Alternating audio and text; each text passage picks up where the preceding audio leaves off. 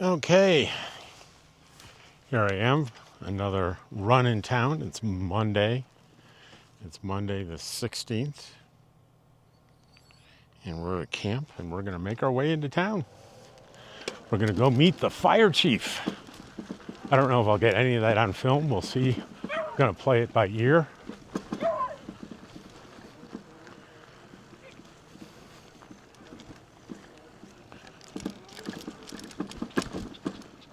It's bumpy until we get to the road, that's for sure. It's a beautiful day. It's in the 70s. Probably about 73, 75 right now if I had to guess.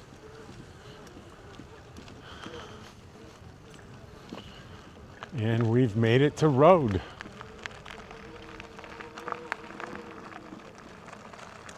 Hi.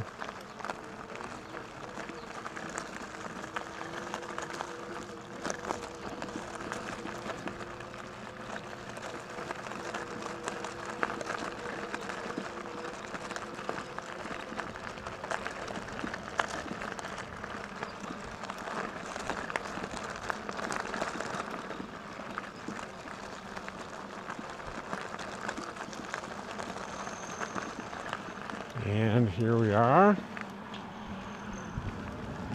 By the way, those of you wondering, I did order a rear view mirror for my bike. I'm not going to ride the big road into town again until I get that mirror. Now, I know I'm on the big road now, but it's just to get to this road here.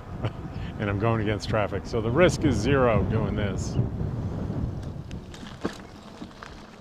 And here we are, the back roadway into town.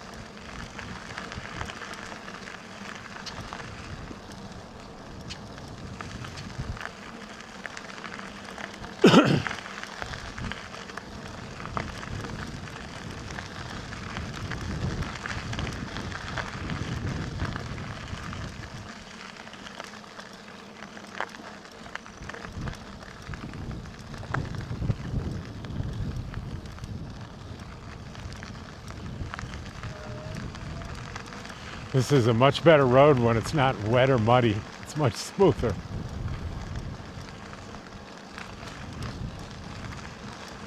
I always like to meet new fire department people. I have a history with volunteer fire departments. Starting at 15 years old, I was going to a boarding school in northern New Hampshire called it was originally called the New Hampton School for Boys, but they truncated to the New Hampton School after they started taking girls.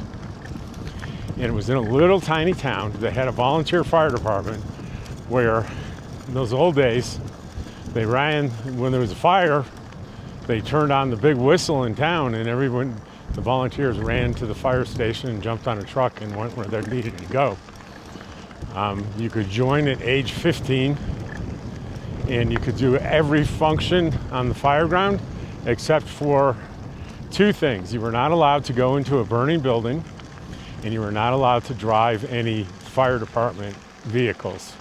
You had to be 18 for that. But that still left plenty to do. So I joined the fire department and I had a ball doing that. It was amazing.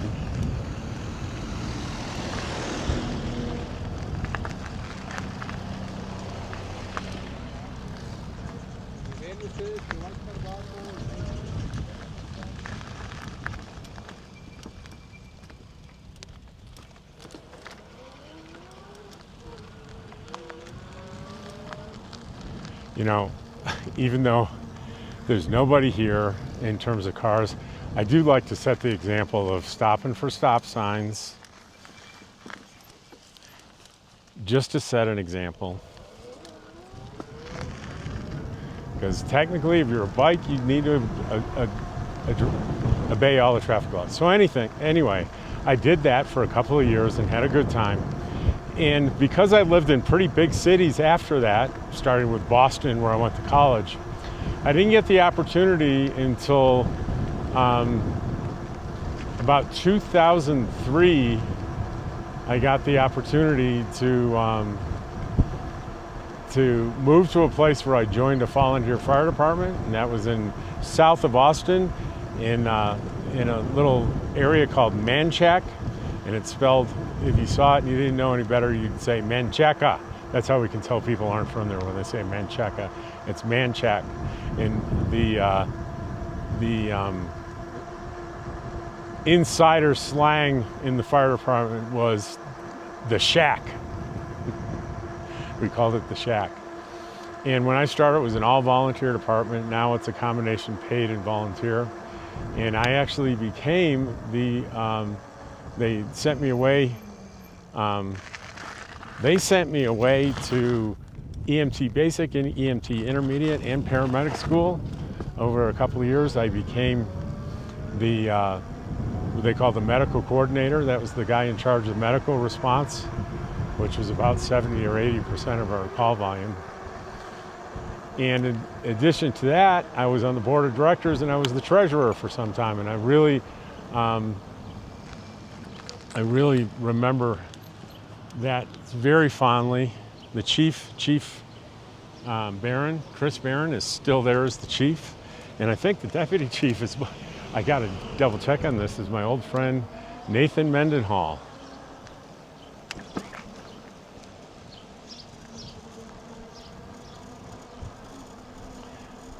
Well, it's hard to know where to go in to find the chief, because there are a couple buildings here. We'll go around to this side.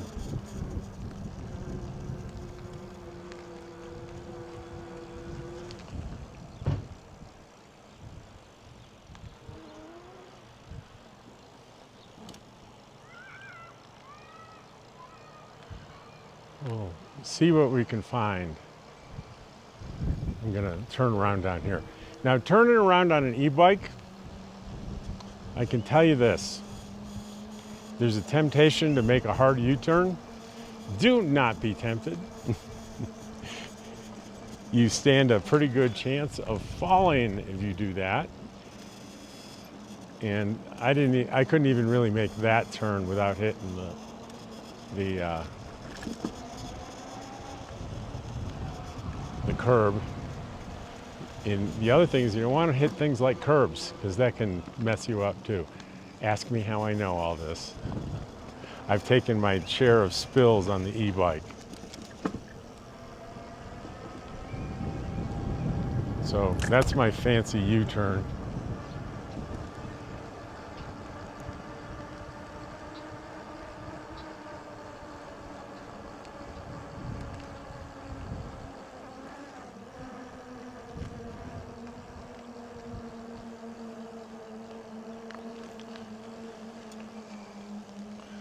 Now my common sense and my fire department learnings tell me, don't park your little bike in front of any door.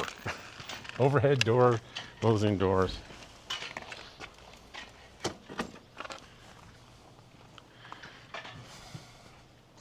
Now I know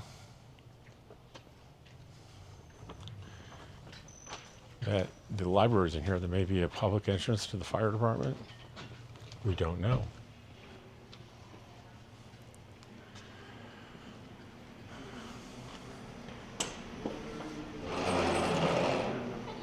Hi. Is there a public entrance to the fire department? No. Is The there? fire department is actually over in the other building. Oh, it's in the other building. Okay. The EMS is at the end of this building. Gotcha. Fire Okay. department is the next one up. The red one. Okay. Correct. So I had the wrong building. This is the EMS building. And I'm willing to bet that just like my old department, I bet you about close to 80% of their calls are going to be EMS calls.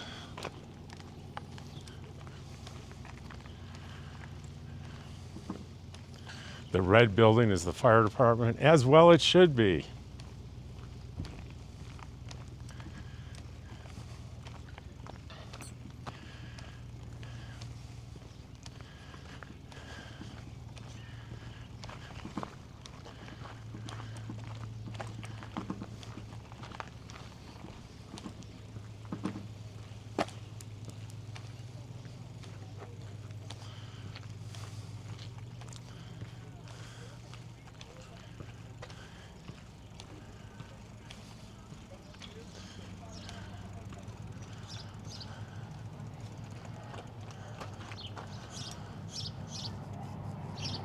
So he said you know what? Huh? I was looking for Chief Gibson. That's me. I'm Rob Wakely. Wow. I met your YouTube guy. I met your wife on Saturday. Yeah, okay. And I just came down to say hi. Have you got a minute?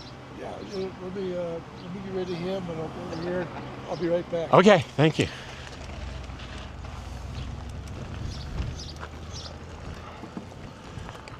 So, funny, I read this sign that says, "Gone to Angel Fire, be right back." And that's probably exactly what happened. I had good timing. It's a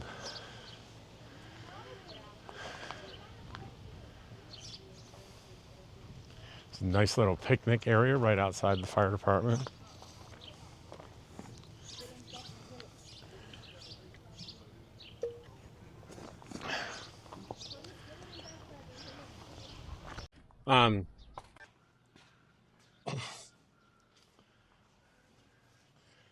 So I have a special love for volunteer fire departments. Well, good. I've been involved heavily with two of them, starting actually in the 1970s.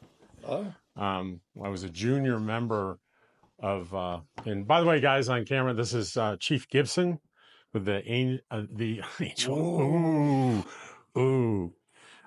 With the Eagle Nest Fire Department. You know, I got to tell you, I almost made that mistake. The first time I drove through Eagle Nest, I saw a fire SUV and it said Angel Fire Fire. And I kind of chuckled and I said to myself, you know, there's no other way to say that. No, There is no other way to say that. stuck. But I was telling you, and I told my viewers earlier, I was a junior member and I got sent away to boarding school in northern New Hampshire. And it was a little tiny town with a volunteer fire department. It was years before EMS, so they did 50 runs a year. And it was with the school, it was 1,000 population. Without the school, it was about 500. Uh-huh. And there are only two rules for a junior member, only two things you couldn't do. You could not go into a burning building and you could not drive a fire truck. But everything else they could do. And, you know, they trained me on how to be a pump operator. Ooh, that's And awesome. and at 15 years old, I was running the pump at structure fires, believe it or not. That is awesome. And it was, so I was 14 and it wasn't until I moved to Austin, Texas when I was in my early 40s that I got into a community that I could do it again. And it was a little tiny department called the Manchac Fire Department south of Austin. And the chief, his name was Chris Barron, and he was the head of the state Firemen's Association, still is. And they sent me to basic school, they sent me to intermediate school, and they sent me to paramedic school and made me the medical coordinator for the department. And I was on the board of directors as the treasurer. And I just loved everything about it. So that's one of the reasons. Susie, your wife, said, my husband's the fire chief. I said, that's great. Can you introduce me? And I said, I even know who he is because last summer, my first summer staying here, I drove by and I saw you standing outside, just dressed in a regular t-shirt. Yeah. But I've been around long enough to know what a fire chief looks like. And I said to myself, I know that's the chief. There's no doubt in my mind. Well, 25 years ago when I started, I had heads to hair. Well, me too. Long gone. Long gone. So tell me about your department here. Any interesting history on it? Well, I think it started in 52. Chief Sullivan was the first chief, and he had been I believe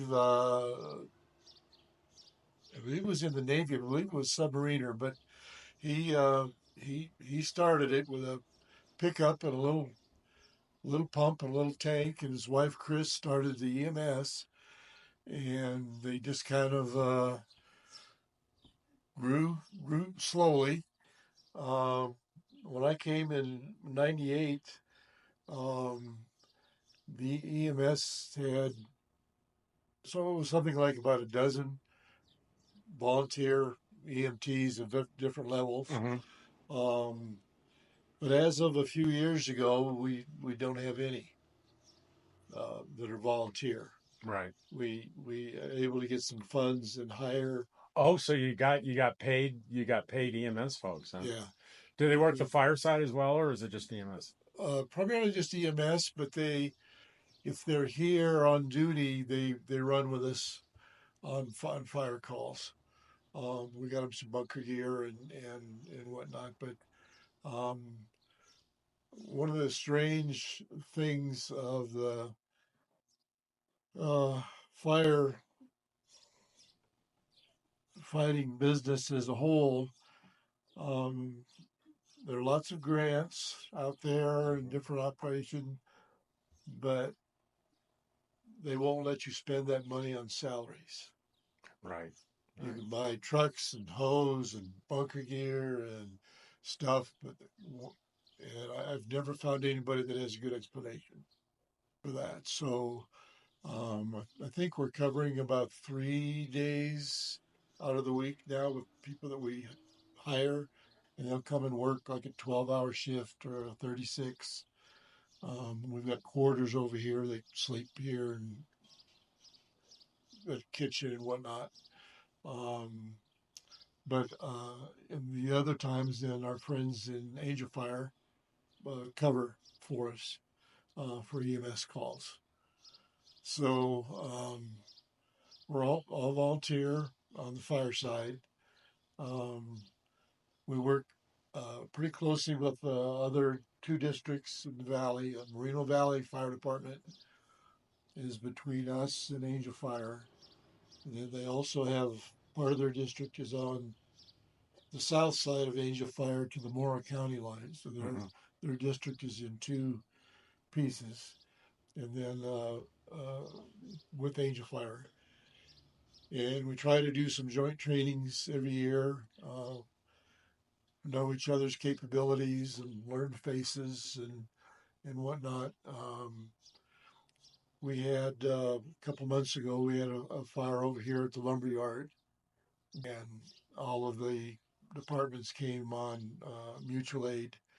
And actually, we had Rio Fernando Fire Department up here then. Um, so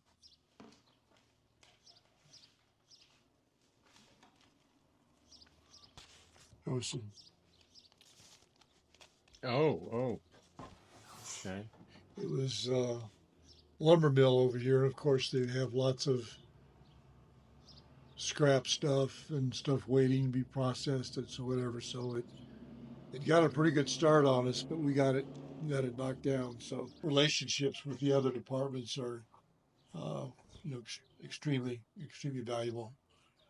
Um, so we've grown, fluctuate a little bit. People sometimes come and go. Mm-hmm. I think I'm up to 8 uh, members now, um, which is better than where I was at with 4, because you never know when somebody's in Taos or they're out of the valley for something. Right. We always had pretty good response at night. Most people were home, so um, we got a really good crew. Are you familiar with the ISO rating system? Yeah, sure. Our last ISO we're a 4. We just missed being an ISO 3 by 1 point. So next time, 4 years from now, will be the next inspection. That's kind of on my bucket list to get that ISO 3. So, and we just got a new engine. Well, that's what your wife said, and she invited me to come for the pulling in of the engine on Saturday. Yeah. Um, we had to deal with the issue that a lot of other people in the country did. Is a few years back the shortage of computer chips, Right. and so people could build trucks, but they couldn't drive them anywhere because you didn't have the computer chips to run all the electronics. So we actually ordered this engine in late 21, and it was delivered last week. And that makes sense. I remember seeing a news piece on an entire field filled with brand new Ford trucks that couldn't be sold because they couldn't get the electronics to make them go. Yeah. So fortunately, people we're dealing with, they were held true to their prices from originally when we got quoted.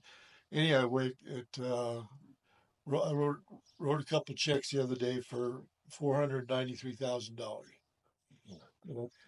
So That was talk to the the quote nerd in price. me. Pumper, tanker, Pumper, rescue, pumper, Class A side pumper. mount or front mount?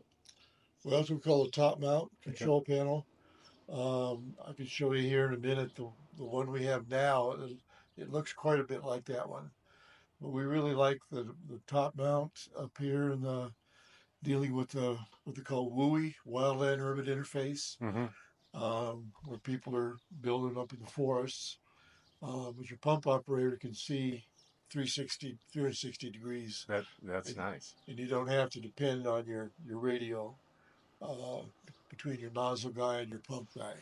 In my New Hampshire days, they were all front mounted pumps because we were and I'll say this for the benefit of a lot of my viewers live in urban areas, and a lot of them don't understand that there aren't hydrants everywhere in this Right. country where it doesn't exist. You have to be creative because that tank of water, even if you have a water tanker with you on a major structure fire, you're going to run out of water quickly. So you have to find a natural source of water.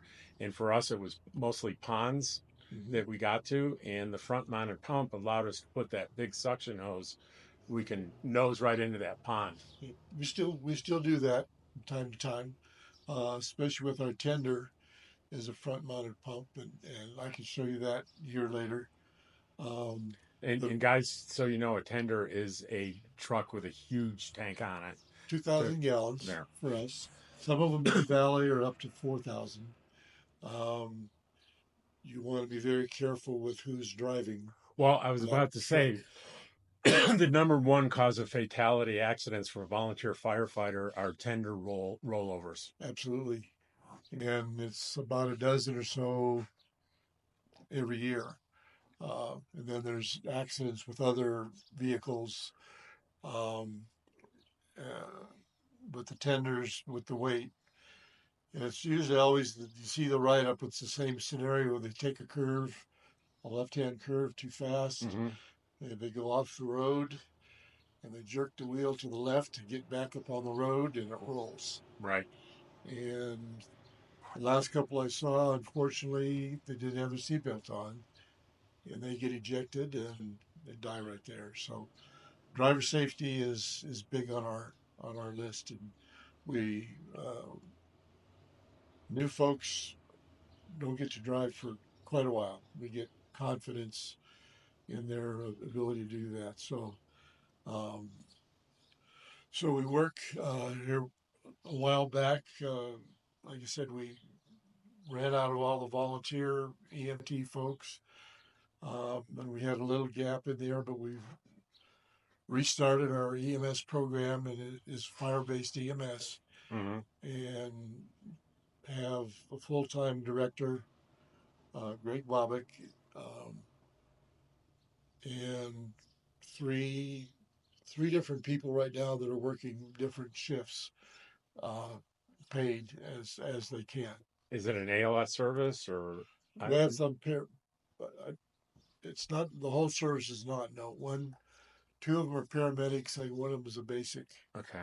um, and we're always looking for um, get people started in the process. Go to the basic training, and unfortunately, at this point in time, they got to go to Taos. Hmm. It's 2 evenings a week and all day Saturday. And that's for a basic. to become a basic, which can be a big commitment with family and kids and a job. So there's not a lot of folks, there's people that are interested, but they just can't work that kind of a schedule into their life. But again, we work real close with Angel Fire. Um, they cover 24/7 in Angel Fire. They've got enough folks, and they come down here and help us. Now, I know it's not true with every department, but do you charge patients for transports? Um, we don't currently. We're not set up to do it. I believe Angel Fire does. Um, one of the things over the years was that people thought that since you were charging people, to transport them, that should pay for the service, but there's a huge disparity. That wouldn't come anywhere close to covering the equipment, the maintenance, and the salaries. So, I'm pretty familiar with the process. The other job I haven't told you I had yet was, and this is all in the past, I'm retired sure. now. I was the EMS chief for a county service in North Idaho. Okay. So I got very much into the process of billing. And one of the ways that we had a high tourist area. So we didn't have a problem charging, especially most of the tourists had insurance, and we were able to charge private insurance, Medicaid, Medicare. Local people that didn't have insurance that covered, we would just write it off. We would just let them have it because they were paying ambulance district taxes every year, and it was tough. Yep. It was tough for them to do that. Yeah. So we did find a way to have the best of both worlds, and the further you transport in mileage, the more you can collect from insurance companies. And that's and especially if you can get. I'm assuming your transports are primarily to Taos. Is that correct? And if it's ALS, that could be every transport could be a good source of funding. Yeah. Well, they've looked at it. For us being population of 310, and no real large industries or businesses here. You just couldn't tax enough to make a dent in those expenses. We get some funding from the county and primarily from the state, and do get got some grants, but again, they won't pay for salaries. Right. And someday, somewhere, somebody's gonna explain the thinking behind what they're so afraid of that you would spend part of your income on one of your biggest expenses. And anybody wants to try to do that, I'm open. Yeah, I don't know what the explanation is, but I don't ever recall in my old where I was the treasurer, we didn't get any grants for manpower. No, but something is so. But a big part of our income was in when I was an EMS chief was second to taxes was a lot for the transports. Yeah. And there are companies that'll bill for you, give you access to an electronic health record, but of course they're gonna take 25 cents out of every dollar from you to do that at least. And one of the other thing that pops up sometimes is billing people, and then 3 or 4 or 5, 6 months later, they still haven't paid. Some of the bigger insurance companies, whether they're dragging it out on purpose but I've heard numbers as high as 40%. They never collect. And again, personal experience with that is for sure. And I ended up with a contracted billing company that I trusted, and they had expertise in that, in getting through the red tape. And the way I kept on top of them, my assistant was in charge of that relationship, and they were out of I think they were out of St. Louis, but I would fly her out there once a year for face-to-face time, so we'd make sure that we were given serious priority, Yeah. because you're absolutely right. If you don't do if your guys don't do the report correctly and code everything correctly, they'll just reject it out of hand Yeah. and not pay. But Yeah. Well, understand the kind of where it's from. You know, as soon as you involve lawyers in something, you're going to be buried in paperwork and yeah, details and all that stuff. So, um, so right now, this what we're doing the best we can with the funds we've got, and hope hope to grow that as we go along. Tell people hope you win the lottery maybe and put us in there or put us in your will or whatever. But we're and that continually happens more looking. often than you would think with fire departments. That someone dies and you find out, hey, they put us in the will. Yeah, yeah, Um, and put that there's out there. another way to support you if you're going to be in the area on July 4th and you love barbecue. Yes, yes, yes. This is I think our I don't know like 45th fifth year.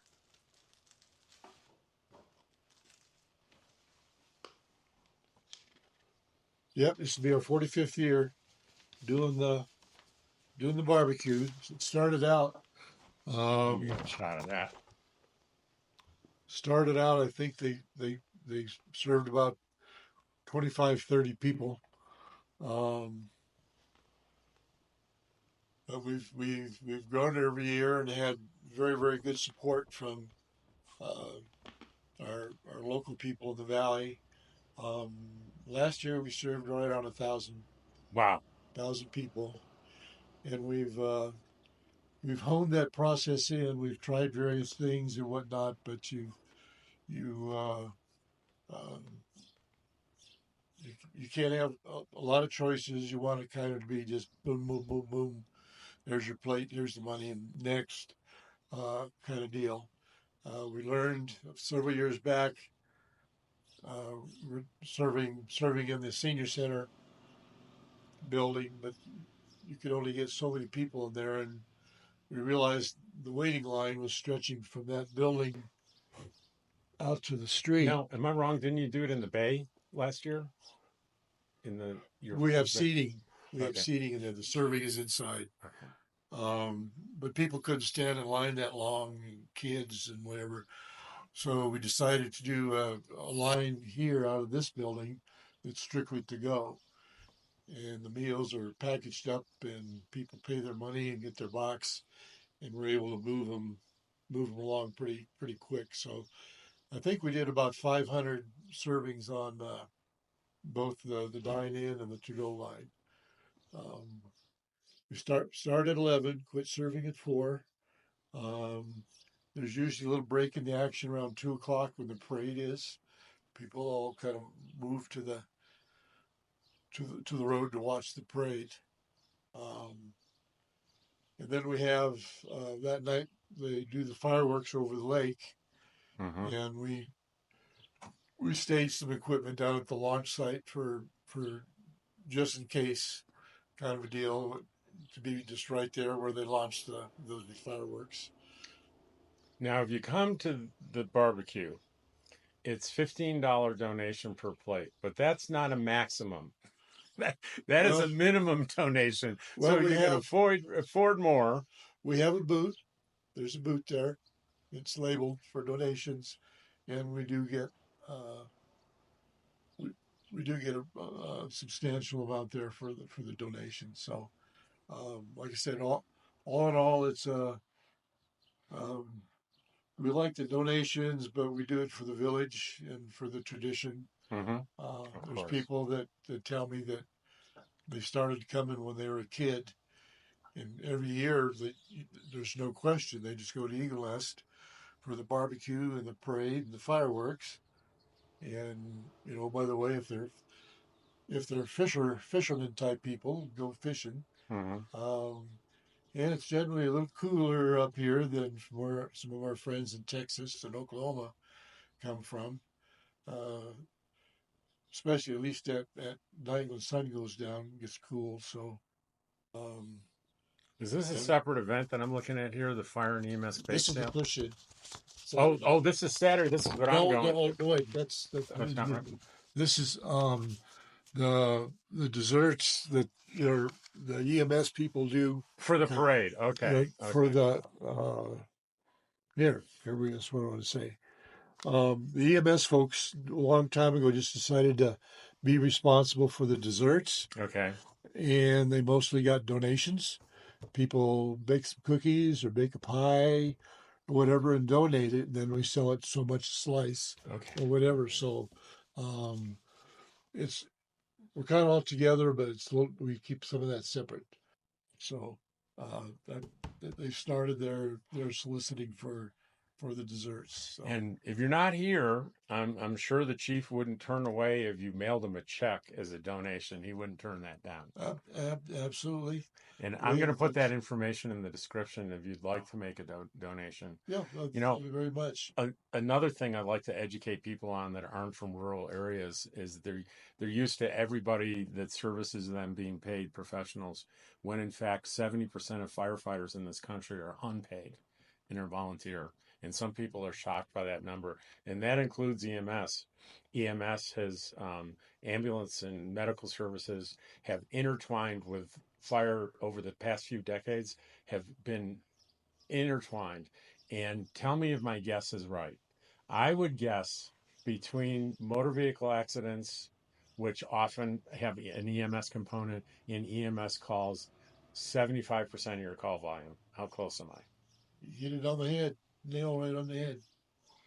That's the countrywide average. So there could be a little fluctuation, but I don't know. They aging population, the different uh, growth in different areas, but um, sometime back, and I don't know how many decades ago it started, is they started to see that at the end of the day, the end of the year, most of the calls were for EMS, which could include car wrecks, which would include extrication by Sure. firefighters. But Oh, there's another good question for you. Do you have a rescue unit and rescue equipment? yes, we do. Yes, we do. And that takes some serious training as well. People to most people know the term the jaws of life. It's an Yeah. old term, but Uh, pneumatic equipment that can, if you see a professional crew take apart a car like a tin can, it's something to watch. yeah, yeah. And we try to keep up on our training. We don't. It's when you don't get a lot of calls, you don't get that real on the job practice. You can do trainings and try to create same scenarios. It's just not quite the same as the real deal. That 2 o'clock in the morning in the snow, and you've got to work that equipment. So um, it's something we're aware of, and that it also is the other departments. We don't get that many structure fires. Um, Things like carbon monoxide, smoke, others are common. Hmm. So you've got to make up in your training for what you don't get in real life. And actually, in terms of mentioning extrication equipment, we just got delivery of our first battery operated jaws last week. Oh wow! So you don't need to have a generator running Okay, that, well, we had a hydraulic one. It was a motor and a hydraulic right? pump Yeah. and the hoses, and that equipment was showing its age. So we're going to swap that equipment out. Um, Set up a deal to where you've for sure always got fully charged batteries Right. on the And truck. this is technology that's beyond where I was years Yeah. ago. So, Well, it's thank goodness for the progress they've made in that whole industry of batteries and the lithium batteries and whatnot, that they can do a lot more than you think they can do. mhm. You just don't want to get caught with a battery that's dead. Um, some of the extrication, like jaws equipment they make, it'll work 4 feet underwater. Oh wow.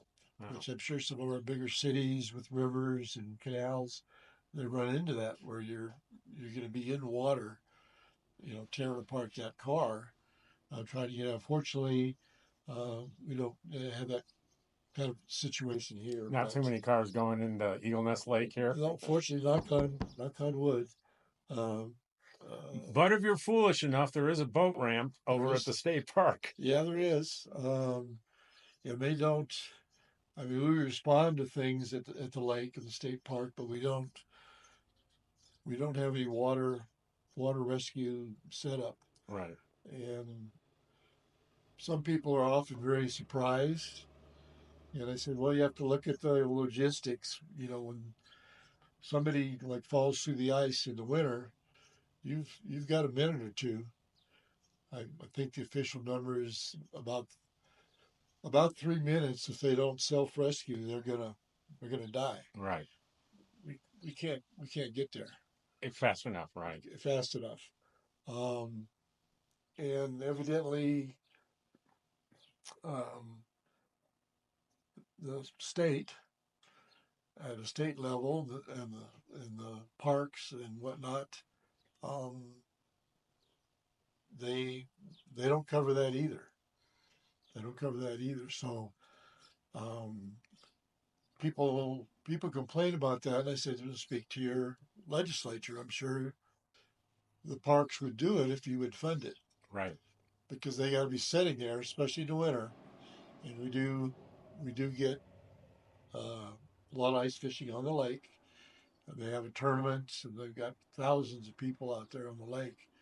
Um, that the personnel and that equipment got to be sitting there at the lake if they're going to save somebody when they go And in. not to mention the training required and the coordination between New Mexico parks and New Mexico Fish and Game that would be required. They're yeah, a lot of that, a lot of coordination. So um, the equipment is available, the training's there.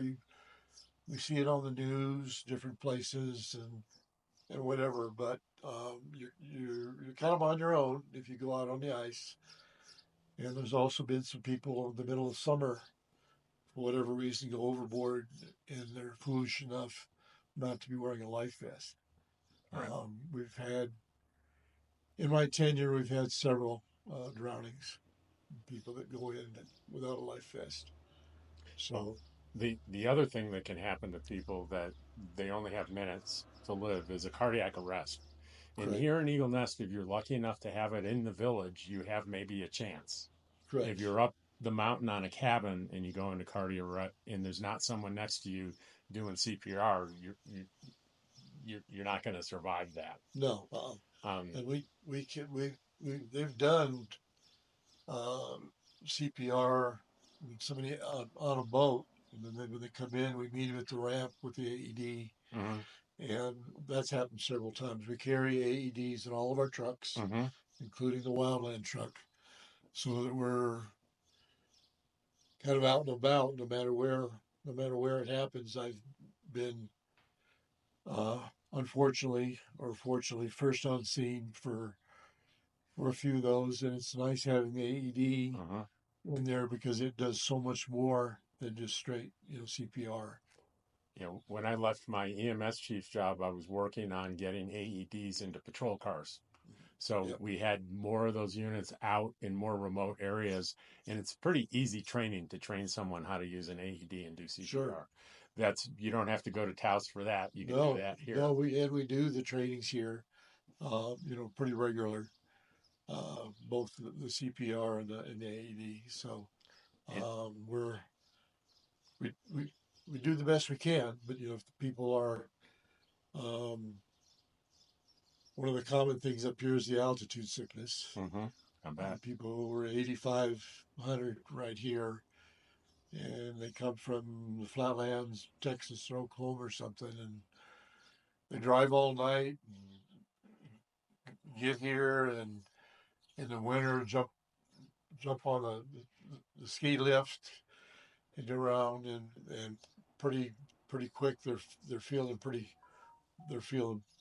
crappy Well, and if they have an underlying medical condition like a cardiac condition, which many of them do, again, that can spell the end for them. Yeah, yeah, Um, and the y- reason I bring this up is that when people wonder, well, what's the real value of funding, of donating and funding to a small fire department in a community like this? Um, if you don't have those basic services here, then I don't know how else to say it, that then people die unnecessarily. absolutely. That's just straight up. Well, facts of life. You got this, and this, and then these are the options or the potential. Um, but we see a lot of the altitude sickness. Did you drink any water today? No. Did you eat? Well, no, I didn't eat. But I skied down the mountain a couple of times, and I just feel like crap. And, oh, are you diabetic? Yeah. Well, did you check your blood sugars today? No. So they can have low blood sugar, high blood sugar, dehydrated, altitude sickness, and if you've got any propensity for a cardiac event, you're gonna trigger it. Well, and those few things that you mentioned, when you call the fire department and you're in trouble and they come, they can help correct some of those things. For example, low blood sugar, they can give, we call it D50, but it's an intravenous glucose. Mhm. And if it's I guess a basic probably can't do that, but they probably have oral glucose that Yeah, they can give, yeah. oxygen. And the paramedics have even more advanced drugs that, the guy I used to work with said the in Austin the ALS ambulances, he considered them mobile emergency rooms. Oh yeah, it's awesome what they could do at paramedic level. And they've got all that stuff on the ambulance. Um, so yeah, that's every day, especially weekends when the crowds. I mean, not even holiday weekends. I mean, this last weekend I was here and had three ambulance calls, and they all were involved those things we were just talking about. Um, so it's a big part of it, a big part of what we do. Um, And it goes back to, so tell me the reason again we can't get funding to pay the salaries of EMS people. What's the logic there that yeah, would serve the community? It's really hard to fathom, isn't it? yeah, yeah. Like I said, we do get some from the county, but the biggest part of my fire district, which is outside Eagle Nest Village limits, the biggest part of it is county. Hmm. Right. Now, way up high in the mountains, you're not going to get realistically any calls up there. Sometimes with hunters or something, but they've got to get them somewhere to where they can get them on a four wheeler or a road or something. But Now there is a life like a helicopter service in the area, correct? Is it out there's a couple. yeah. The one we use most often, I believe, is based out of Taos, but there's ones also out of Santa Fe and Albuquerque. We just did one last week in the middle of the night. They were able to they like to fly into the airport. Um, everything's paved and access, and there's hydrants there. God forbid you need. Um, but we have landed them just right in the middle of the highway uh, for urgent cases. Um, the helicopter pilots, God bless them, they're real picky where they'll land For good reason. for good For reason. good reason. But we have, I'm thinking maybe probably about uh, dozen times in the amount of time I've been here, uh, landed them right in the middle of the highway. We just put out some trucks to block any traffic and some cones and uh, land them right there and get them on their way. So for my listeners, if you're planning on coming here or anywhere else remote, I highly recommend. I'm not sponsored. I just do this myself. It's called Air Med Care, and it's about $80 a year, and it's insurance that prevents you from getting a huge bill from a helicopter provider that needs to take you to Albuquerque or further, depending on the conditions. And insurance doesn't always pay that. And you can get on their website and type in where you're going to be to make sure that the helicopter services are in their network for Right. payment. And the other thing that I give you a warning, you can't, as a patient, say, send me a helicopter. That is not a patient decision. Correct. That is the first responder does an evaluation. Usually what happens, they call into what their medical control is, and the doctor there will make the determination that it's serious enough so you need the helicopter evacuation. Absolutely. And right now, I think the last I heard was a couple years old, was that from here to Santa Fe was $20,000. Right. And $20,000 is actually nationwide at the low end of the bill you Right. can get. I've seen them close to $100,000.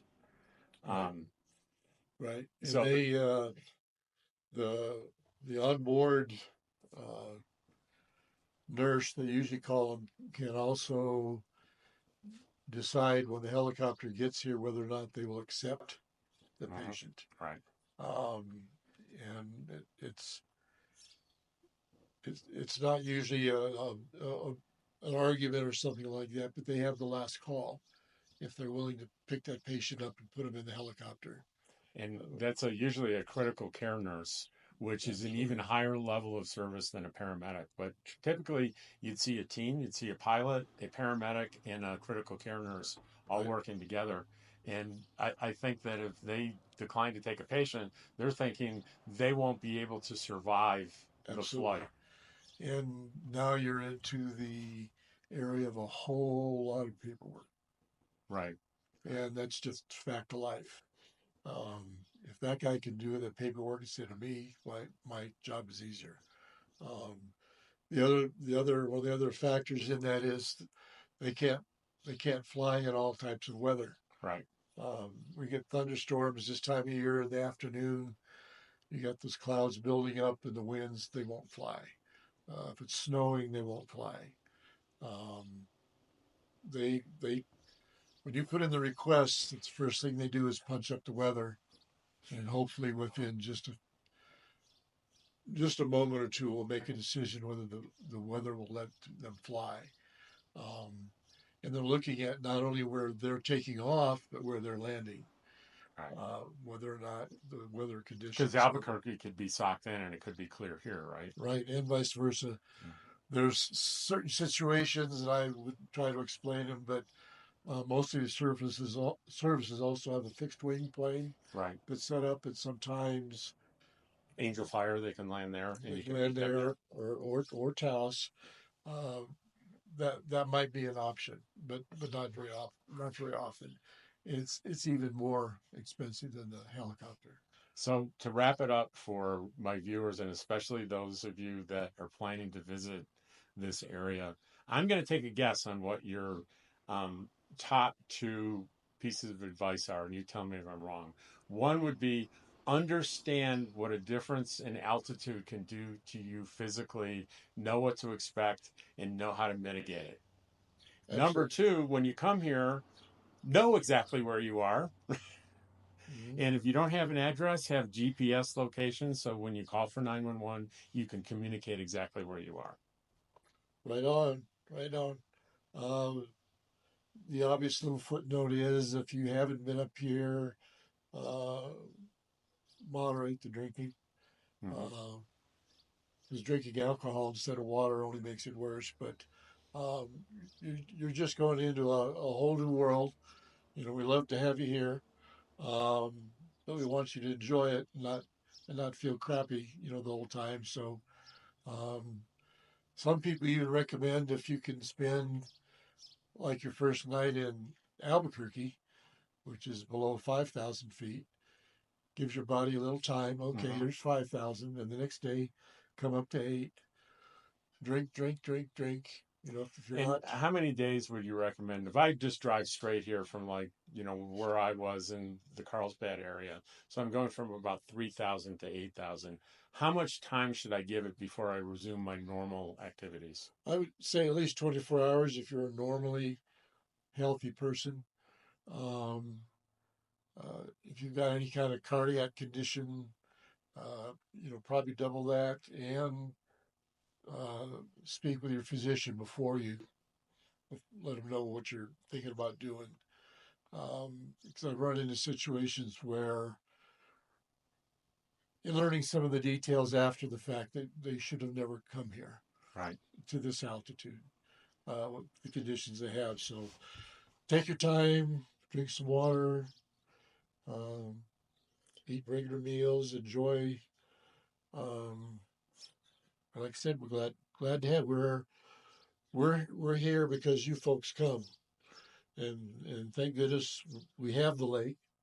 Um, Angel Fire has the ski area. Mm-hmm. A lot of people will come here and they'll ski Angel Fire one day, Red River just down the road the next day, and then the next day they'll go to Taos Ski Valley and ski. So you can hit all three ski areas and stay, Within the stay enchanted circle, in the right? enchanted circle. That's what they call it here. It's Yeah, kind of a loop you can drive that's amazing. It includes all those towns that have tremendous ski areas.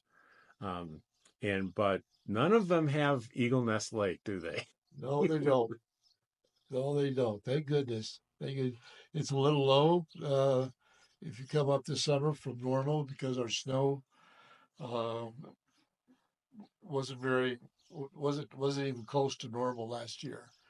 So you didn't get the runoff to kind of keep it filled up, but it's still a big lake. Fishing's good.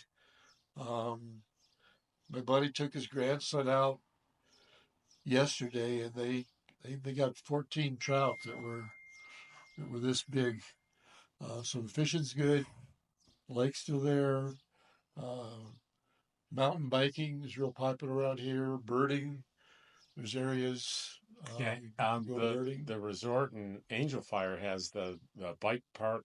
Right. They take you up on the lift with your bike, Yeah. and I decided that's a real interesting thing for a younger man than me to do. But I'd be glad to film people doing it. Yeah. Yeah. Um, I, I I don't know if they still have the zip line there or not. I didn't see any like obvious advertisement for the So zip they line, just the bike. may not have had that, but yeah, Red River, Taos Ski Valley, they're awesome uh, for the skiers. So Uh, to wrap things up today, we will see fire trucks on Saturday. I will film their little the pull-in ceremony where they get their new truck, and I'll show you all that now because I've taken enough of the Chief's time. But I'm going to give you one more tip from an RVer.